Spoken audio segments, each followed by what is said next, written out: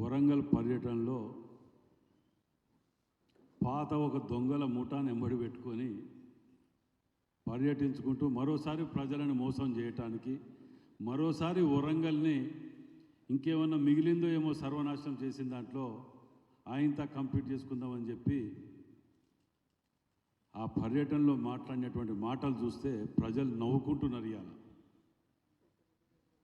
అందుకే ఈ దొంగల ముఠా గురించి ఆధారాలతో సహా మేము ముందు పెట్టడానికి ఇలా ఈ యొక్క సమావేశం ఏర్పాటు చేయడం జరిగింది. మీరు గతంలో మేము ప్రభుత్వం వాళ్ళ చేతికి ఒప్పజెప్పినప్పుడు సంవత్సరానికి 6,000 రూపాయలు వరల్డ్ బ్యాంక్ కానీ ఇంకేది లోన్ కానీ మిత్తి కట్టుకుంటూ పోయేది సంవత్సరం. ఏది ఉన్నా లేకున్నా ఖజానాలో డబ్బులు జమ కాగానే వరల్డ్ బ్యాంక్ అది కట్ చేసుకున్న తర్వాత మిగిలితే కింద పడితేనే వాటిని ఖర్చు పెట్టాలి.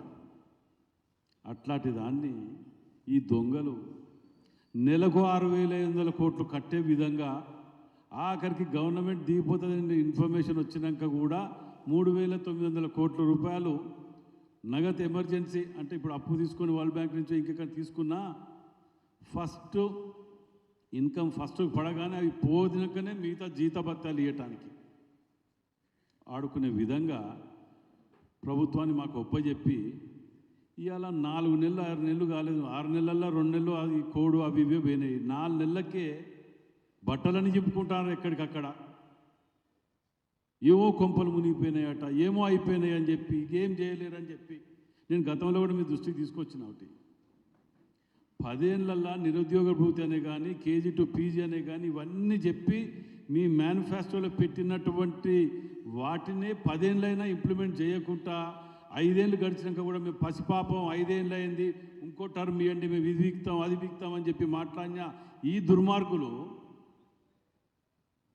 ప్రత్యేకంగా రాష్ట్రంలో వరంగల్ని నాశనం చేసిన ఈ దుర్మార్గులు నాశనం చేస్తుంటే కూడా మాట్లాడని వరంగల్ బీఆర్ఎస్ దుర్మార్గులు దొంగలు వీళ్ళు అలా వచ్చి మాట్లాడుతున్నారు 6 నెలలకే అంటే సిగ్గనిపించట్లేదా? మాట్లాడటానికి కూడా మీ అర్హత లేదు. మీకు వరంగల్ జిల్లా గురించి మాట్లాడే అర్హత మీరు కోల్పోయినరు. ఇంకా ఏ ముఖం పెట్టుకొని సిగ్గుసరం లేకుండా ఓట్లాడుతాను తిరుగుతారో నాకు తెలియదు. అది ఎంజిఎంల కరెంటు గురించి మాట్లాడుతున్నారు. విత్ ప్రింటెడ్ పట్టుకొచ్చిన నేను వాళ్ళ హాయంలో ఎన్నిసార్లు కరెంటు పోయింది, ఎన్నిసార్లు ఇబ్బందుల పాలైనరు. దీన్ని name of the section substation, name of the substation, name of the feeder కార్డుకి వెళ్ళి ప్రింట్అవుట్ తీసుకొని తెప్పించింది ఇవాళ. ఈ దుర్మార్గులు ఇవాళ దీని గురించి మాట్లాడుతున్నారు. బతుకున్న మనుషులని సచ్చిన మనుషులని అక్కడ హాస్పిటల్లో ఎలుకలు కొరక తింటుంటే కూడా స్పందించని ఇక్కడ మాజీ లోకల్ ఎమ్మెల్యేలు మంత్రులు ఇలా ప్రెస్ మీటర్లో కూర్చొని చిలక పలుకులు మాట్లాడుతుంటే ప్రజలు గుర్తిస్తలేరు అనుకుంటారు. ఇవాళ మేము 6 నెలలల్లో ఎంత తాపత్రయపడి ఇవాళ మేము ఇక్కడ వాగ్దానాలు ఇప్పించి వాటి మీద నిన్న సాయంత్రం సీఎం గారితో గంట సేపు కూర్చొని వీటి మీద చర్చించి కోడైపోగానే ఏ విధంగా చేయాలనే తాపత్రయంతో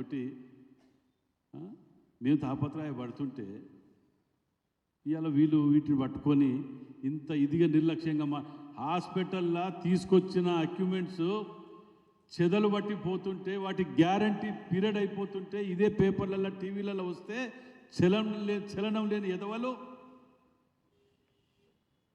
మంచిగా బాగుపడే సమయం వచ్చినప్పుడు మేము ఆలోచనతోటి ఒక పట్టుదలతోటి డెవలప్ చేయాలని చెప్పి ఆలోచన పోతుంటే మీరు అప్రిషియేట్ చేయకుండా మేము బాధపడం. ఇవాళ దుర్మార్గులు దొంగలు అని నేను అంటున్నామంటే కారణం ఏంటంటే కడుపమండి 4 నెలల్లో మేము ఏమి చేయాలో ఇన్ని చేసుకుంటూ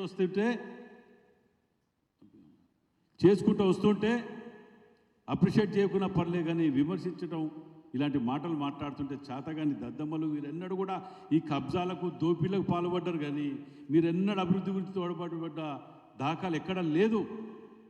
అందుకే ఇలా మాట్లాడిన యువరాజు గారిని అడుగుతాను, మీ కుటుంబంలో ఒకరు లిక్కర్ కేసులో ఒకరు ఇంకో కేసులో పోబోతారు. మీరు కూడా మాట్లాడితే ప్రజలు నమ్ముతారని ఎట్లా అనుకుంటారు చెప్పండి? సెంటరియల్ గురించి మాట్లాడి సెంటరియల్ని తీసేసి ఉన్న 300 కోట్లు 400 కోట్లు ఇచ్చి 700 కోట్లు ఎత్తుకపోయింది మీ అయ్య కాదా? దానికి జవాబు చెప్పడానికి దొరకది జవాబు.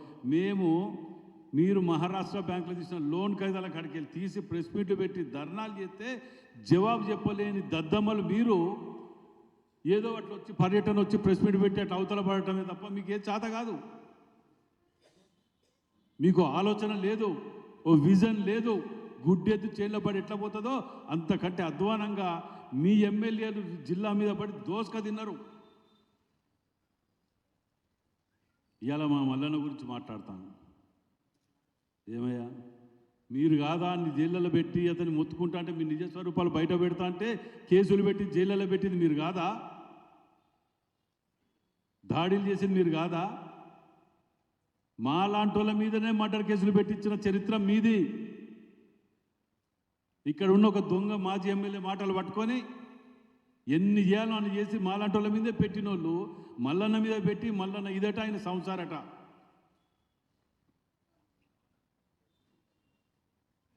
అంటే వీటన్నిటిని కూడా మేము ఎందుకు చెప్తున్నామంటే ఇవాళ కడుపు మంటుంటే హాస్పిటల్ గురించి ఇవాళ 24 అంతస్తులు అని కట్టినావు.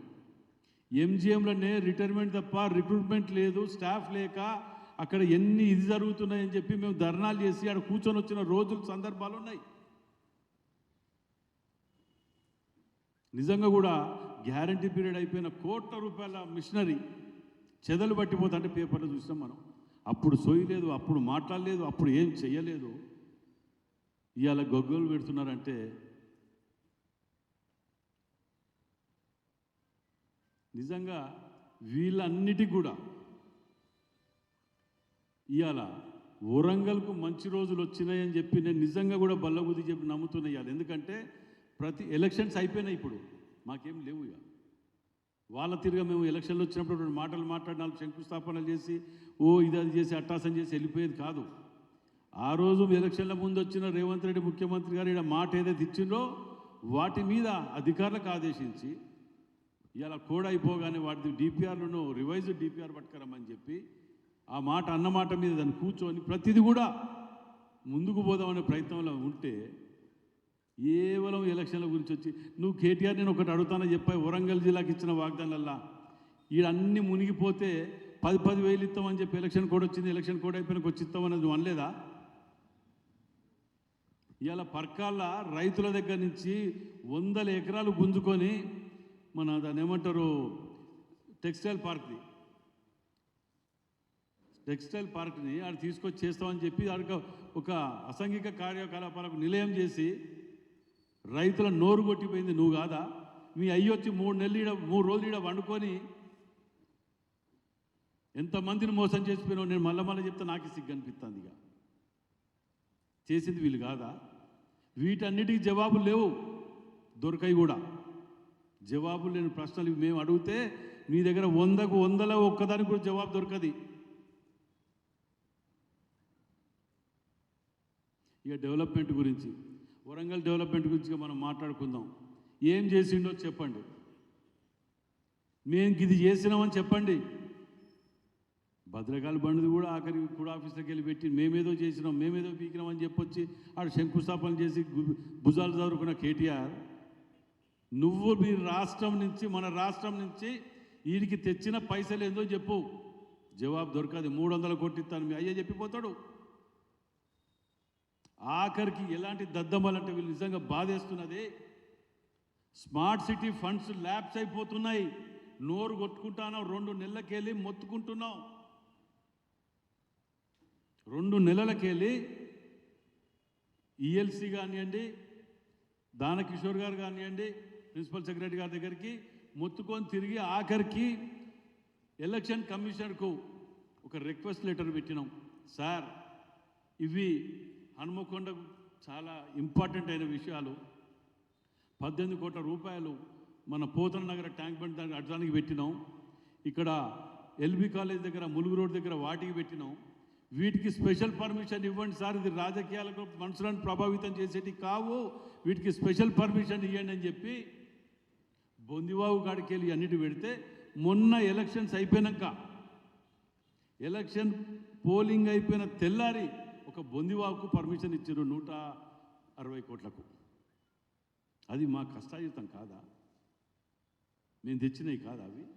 మీరు తెచ్చిన నిధులు ఏందో చెప్పండి. తెచ్చిన నిధులు తేలేక సగం చచ్చారు. తెచ్చిన వాటికి పర్సంటేజీలు కాంట్రాక్టర్లు ఇస్తలేరని చెప్పి వాటిని ఆపిన దాఖలు చరిత్ర మీది. ప్రజలకు కూడా విజ్ఞప్తి మీ ద్వారానే, గత 10 ఏళ్లలో చూడండి, ఈ 6 నెలల్లో చూడండి, వ్యత్యాసాన్ని మీరు గమనించండి. ఇవాళ మనము కాంగ్రెస్ పార్టీని మీరు ఆశీర్వదించారు కాబట్టి, నన్ను ఆశీర్వదించారు కాబట్టి ఇవాళ హనుమకొండ జిల్లాలో మేము అందరం ఒక ఎమ్మెల్యేల యూనిటీగా దాన్ని తీసుకురావడానికి ప్రతి అనుక్షణం మేము కృషి చేస్తున్నాం. దానికి మీ ఆశీర్వాదాలు కావాలి. తప్పకుండా ఒక కమిట్మెంట్ చేసుకున్న విధంగా వరంగల్ జిల్లా రూపురేఖలు మార్చే విధంగా మీరు రాబోయే రోజులలో చూడబోతున్నారు. ఇవన్నీ చేస్తేనే మేము అనుకున్నవన్నీ మేము అభివృద్ధి చేస్తేనే మళ్ళీ వచ్చి ఓటు అడుగుతామని కూడా గతంలో చెప్పిన నేను. మీకు ఆ ధైర్యం ఉన్నదా?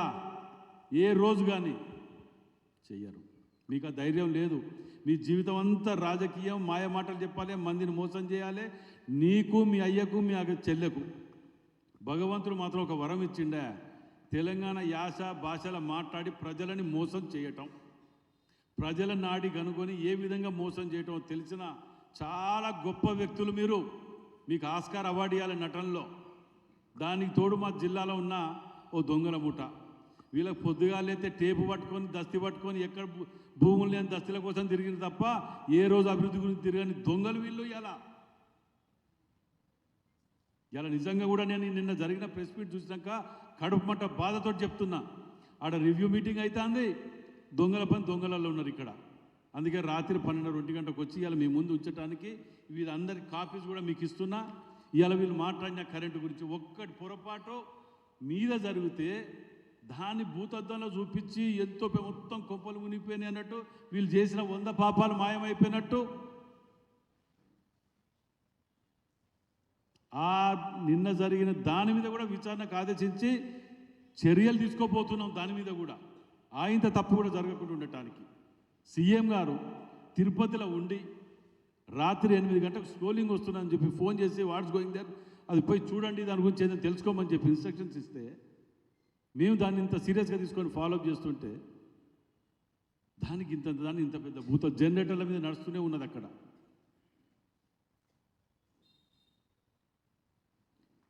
సో దీని మీద మరోసారి ప్రజలకు విజ్ఞప్తి, తీన్మార్ మల్లన్నని ఆశీర్వదించండి. వీళ్ళు పెట్టిన కేసులు ఆ కుటుంబాన్ని రాగం చేసి జైళ్ళలో పెట్టి ఎన్నో ఇబ్బందుల పాలు చేసి ఎదురు తిరిగినందుకు ఆయన కేసులు పెట్టింది వీళ్ళే. 50 కేసులని 200 పెట్టిర్రు. నాలాంటి మీద పెట్టారు, ఆయనలాంటి మీద పెట్టారు. ఇక అదే గొప్ప విషయం ఏం కాదు. రాజకీయాలలో ఎన్ని కేసులు ఉంటే అన్న గొప్పలు అనుకునే రోజులు ఇళ్ళలో ఇవాళ మీలాంటి దుర్మార్గులు చేయబట్టి. థ్యాంక్ యూ అన్న.